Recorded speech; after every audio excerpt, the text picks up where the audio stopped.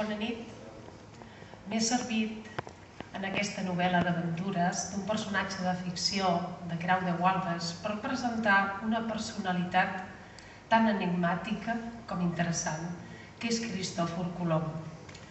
L'eix de la novel·la és Barcelona i a l'any 1493, just quan l'almirall torna del primer viatge oficial i se'n va al mes de setembre d'aquest mateix any.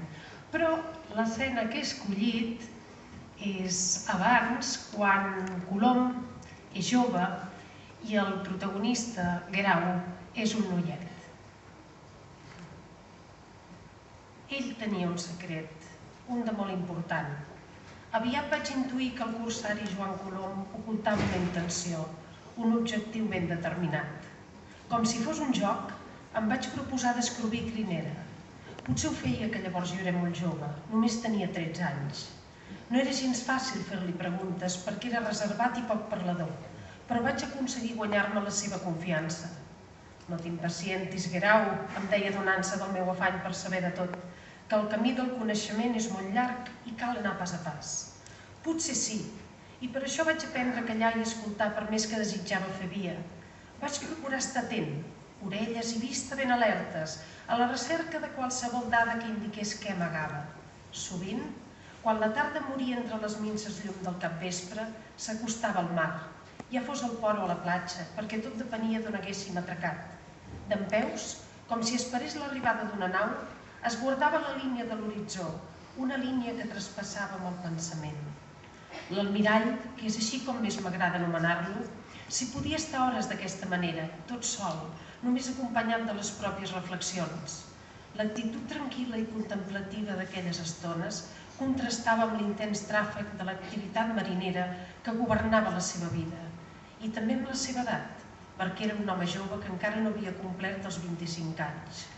Quan sojornàvem a algun poble o ciutat, mentre que la majoria de la tripulació se n'anava de gresca a les tavernes, a beure vi o a la recerca de dones, l'almirall o bé es quedava al vaixell, llegint, estudiant o fent anotacions, o bé se n'anava a la vora del mar.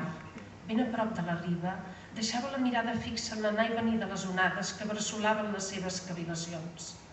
Jo, que només era un bromet, així que en tenia oportunitat el seguia i l'observava tot procurant de no molestar. I ell, com que no el disturbava, consentia la meva presència. Em cridava l'atenció que enmig dels pensaments que devia rumiar, dibuixava símbols i figures a la sorra, sempre que fos prou fina i compacta per permetre'n el traç.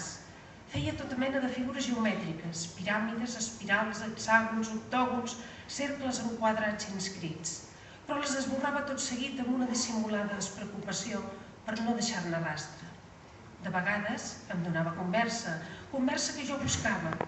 M'imagino que el devia afalagar que li anés al darrere, perquè jo no tenia cap recança a mostrar l'admiració que sentia per ell i que creixia cada dia que passava. Aleshores, l'almirall em regalava part dels seus coneixements, que abastaven totes les disciplines, petits blocs de saviesa que jo absorbia amb interès. M'ha quedat gravat el que amb freqüència em repetia. No menystinguis mai cap saber, Guerau, vingui d'on vingui. Gràcies. Moltes gràcies, senyora Carme. Aquesta escena és una mica anterior a la, com ella deia, a 1468, i això, l'última vegada que ho diré, ara la mitjana estaria a 1769. Passem a la següent novel·la.